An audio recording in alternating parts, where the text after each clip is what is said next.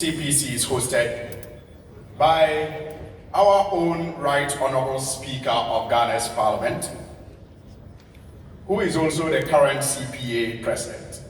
Your Excellency, and indeed, from the remarks of the Secretary General, it seems like your brother, the Right Honourable Speaker, has been a great host so far. Ladies and gentlemen, a round of applause for our Speaker, who is the host of the CPC 66 CPC. Because our next item, however, are remarks from one who I will introduce soon. But because in Ghana we believe in deep and long family ties, where staff can actually ask to be absent from work so he can attend the wedding of the mother's cousin's ex-husband's daughter. That's weird. I will say that the next speaker is a great-great-great-grandson of Queen Victoria. He is a member of Parliament, House of Commons, UK, and he's the chairperson of the CPA Executive Committee. Please, a round of applause for Honourable Ian Liddle-Gringa.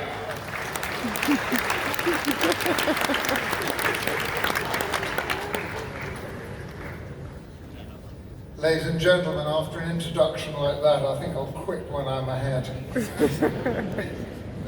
Mr. President, Mr. Speaker, Secretary General, speakers, colleagues, friends of the family of the Commonwealth, can I thank you all for making the journey here to Ghana to join us all at the 66th CPC. And it's wonderful to see everybody. I'm going to take an early opportunity, if I may, to thank Mr. Speaker, the wonderful team here in Parliament who have done wonders. This, I think you'll agree, they've done a smashing job. It is fantastic.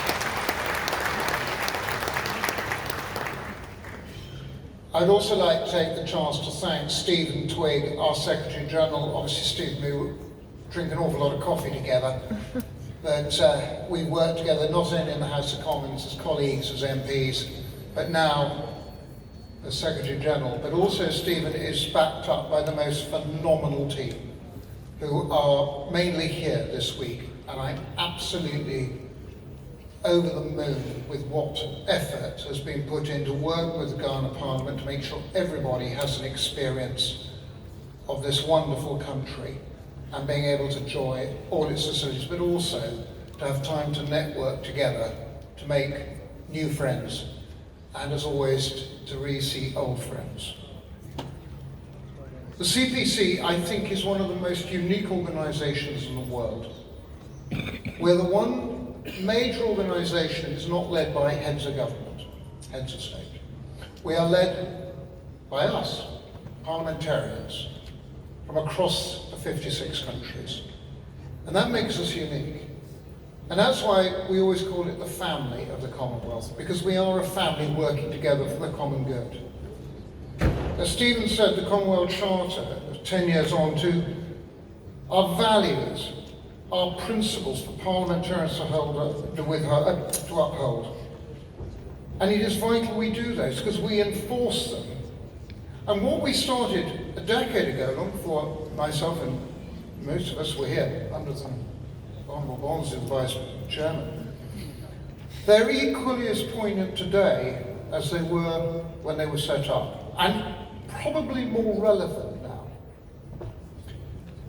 I think this coming together, the 10th anniversary of the Charter, as I've said, it provides us with a chance to renew the themes and the values. Because we are process-driven, we're process-led. What we stand up for is parliamentary democracy. It's strengthening what we all believe in. Wherever you are in the world, the basic system of our governments and parliaments works pretty well the same. And that is vital, and that is important to remember. I think you see it all the time in the Charter and what we do. The other thing I want to say, because I'm not going to keep you long, is that this is the first time Ghana has hosted a conference to the CPA. And it's wonderful that we're here. I will say, having said that, Africa region, over the 66 years, has actually hosted the CPC 17 times. So thank you very much.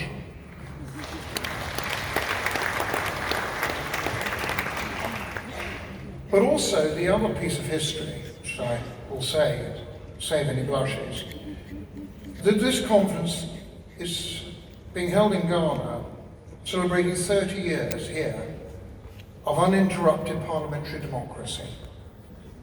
And it's an enormous honour for us to be here to celebrate that with you, Mr. President, Mr. Speaker, and the Parliament of Ghana. But what are we? We are the flagship event. Anywhere you look around the world, there's 500 of us here, with our staff and decision makers, with our clerks, our regional secretaries, and everyone else. The CPC offers the prospect of coming together as a global membership organisation. And I think we address the critical issues. We don't shy away from them anyway. And I think that is absolutely vital. But I think tomorrow at the General Assembly we have a lot to talk about. And I have a couple of personal thank yous, being a British parliamentarian.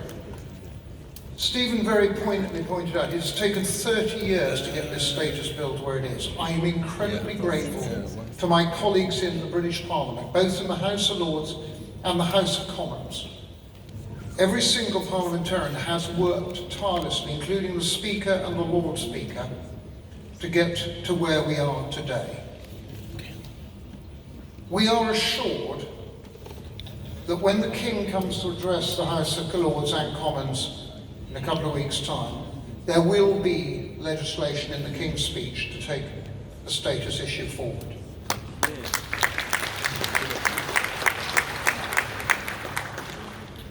And I give you my word, both myself, the Secretary General, and the parliamentarians in the UK will make sure, one way or the other,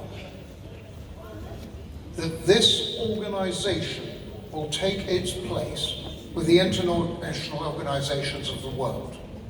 After 110 years, we're moving forward.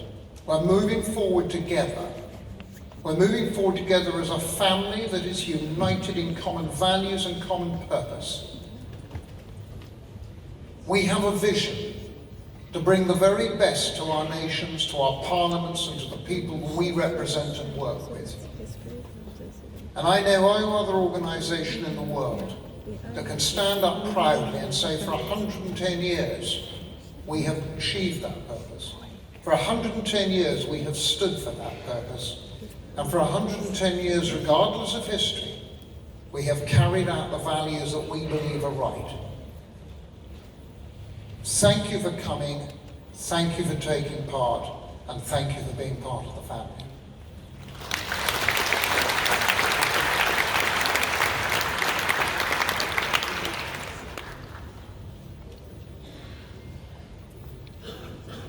Thank you once again. Please, another round of applause for our chairperson for the CPC.